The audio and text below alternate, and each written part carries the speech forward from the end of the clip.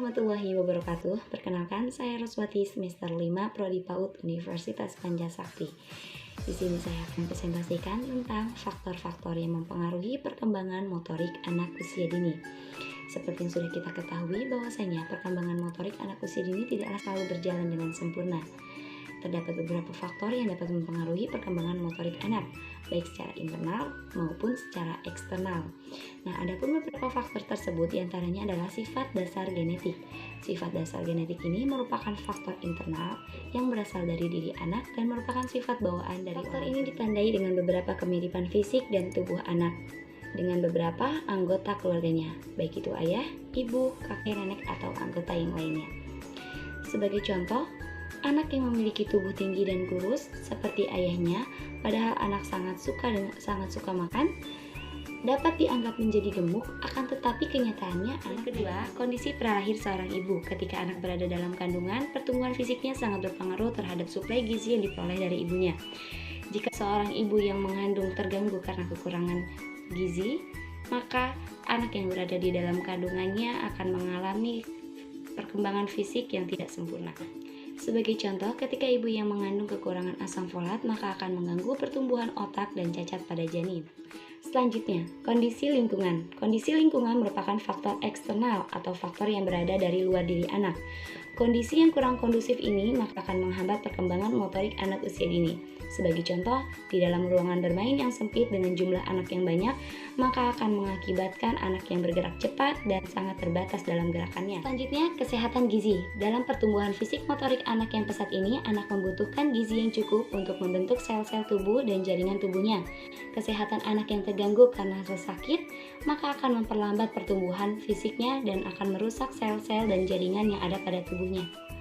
Selanjutnya, IQ. Kecerdasan intelektual turut mempengaruhi perkembangan motorik anak. Mengingat bahwa salah satu fungsi bagian otak adalah untuk mengatur dan mengendalikan gerak tubuh yang dilakukan anak. Sekecil apapun gerak yang dilakukan anak merupakan hasil kerjasama 3 unsur, yaitu otot, urat saraf, dan juga otak. Nah, dari ketiga ini merupakan kerjasama yang secara positif. Selanjutnya, adanya stimulasi, dorongan, dan kesempatan. Perkembangan motorik ini sangat tergantung pada seberapa banyak stimulasi dan dorongan yang diberikan. Dengan latihan-latihan yang cukup, maka akan membantu anak untuk mengendalikan otot-ototnya, sehingga mencapai dengan motorik yang sempurna, ditandai dengan gerakan yang lancar dan luas. Selanjutnya, pola asuh. Ada 3 pola asuh yang dilakukan oleh orang tua, diantaranya pola asuh otoriter, pola asuh demokratis, dan permisif. Pola asuh otoriter ini cenderung tidak memberikan kebebasan terhadap anak, di mana anak seperti robot yang harus mengikuti semua perintah yang diberikannya. Pola asuh permisif ini sangat berlawanan dengan pola asuh otoriter, di mana orang tua membiarkan anaknya bertumbuh dan berkembang dengan sendirinya, tanpa pengawasan orang tua. Pola asuh yang terbaik adalah pola asuh demokratis, di mana orang tua memberikan kebebasan yang terarah. Artinya, orang tua memberikan arahan, bimbingan, dan stimulasi yang dibutuhkan kemampuan anak. Ketiga pola asuh ini tentunya akan sangat menentukan suasana kehidupan keseharian anak dan juga akan sangat mempengaruhi proses perkembangannya, diantaranya seperti perkembangan motorik anak. Selanjutnya, cacat fisik. Kondisi cacat fisik dapat mempengaruhi kemampuan gerak anak.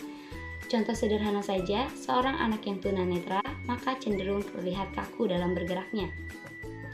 Baiklah, dari faktor-faktor yang mempengaruhi perkembangan motorik anak usia dini dapat kita simpulkan bahwasanya manusia mengalami perkembangan secara bertahap, mulai dari bayi, remaja, dewasa, hingga seterusnya.